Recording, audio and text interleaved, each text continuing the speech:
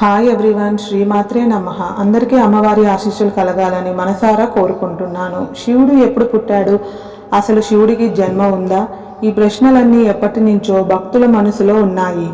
మహావిష్ణువు ఇంకా బ్రహ్మదేవుడు సృష్టిలో ఎంత ప్రాముఖ్యత కలిగి ఉన్నా శివుడు మాత్రం సృష్టికి అతీతుడు, కాలానికి అతీతుడు. ఆయన ప్రారంభం లేకుండా అంతం లేకుండా నిరంతరం ఉన్న శక్తి. ఒకరోజు బ్రహ్మ మరియు విష్ణువులు గొప్పతనం గురించి వాదించుకుంటూ ఎవరు శ్రేష్ఠుడో తెలుసుకోవాలని అనుకున్నారు. ఈ మహాదేవతల మధ్య నడిచిన వాదన చివరకు ఒక అద్భుతమైన ఘటనకు దారితీసింది. ఆ సమయంలో వారి ముందు ఒక విశేషమైన అగ్నిజ్యోతి ప్రత్యక్షమైంది. ఈ జ్యోతి అంతులేని శక్తితో ప్రకాశిస్తూ బ్రహ్మాండాన్ని అంతా తేజస్సుతో నింపేసింది. అగ్ని నిలువుగా ఆకాశాన్ని తాకుతూనే భూలోకానికి అయితే నాటుకుంది.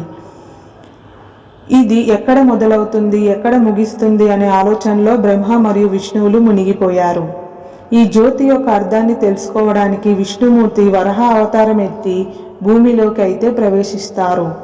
బ్రహ్మ అయితే హంసగా మారి ఆకాశాన్ని పరిశీలించారు. అయితే ఎంత దూరం వెతికినా ఈ జ్యోతి అంతం లేదు. అది ఆధ్యాత్మిక శక్తి, పరబ్రహ్మ స్వరూపంగా నిరంతరం వెలుగుతుంది. ఎన్నో యుగాలు గడిచిన బ్రహ్మ కూడా దాన్ని తుదికి చేరుకోలేకపోయారు. మరోవైపు విష్ణువు కూడా దాని ఆరంభాన్ని కనుగొనలేకపోయారు.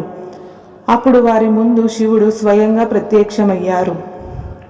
ఆయన మృదువైన చిరునవ్వుతో తన ఆధ్యాత్మిక తేజస్సుతో బాసిల్లుతూ, నేనే ఆది పురుషుడు, నేను ఎవరికి పుట్టిన వాడిని కాదు, ఎప్పుడు ఉన్నవాడిని, ఇంకా నేను కాలాన్ని మించి ఉన్న శక్తి అని ప్రకటించారు.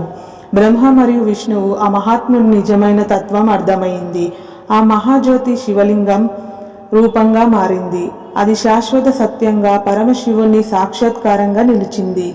బ్రహ్మ మరియు విష్ణువులు శివుడి ముందు తల వంచి, నీ మహిమకు మేము మొక్కుతున్నాము అని ప్రార్థించారు.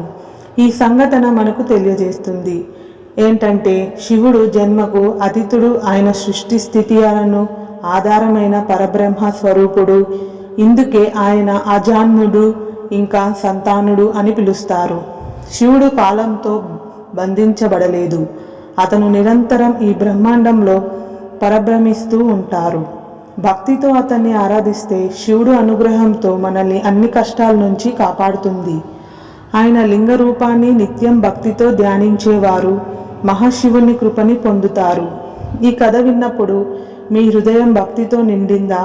ఈ మహాశివుని తత్వం మీ మనసులో ఏం చెప్పింది? మీ ఒపీనియన్ అయితే కామెంట్స్లో చెప్పండి.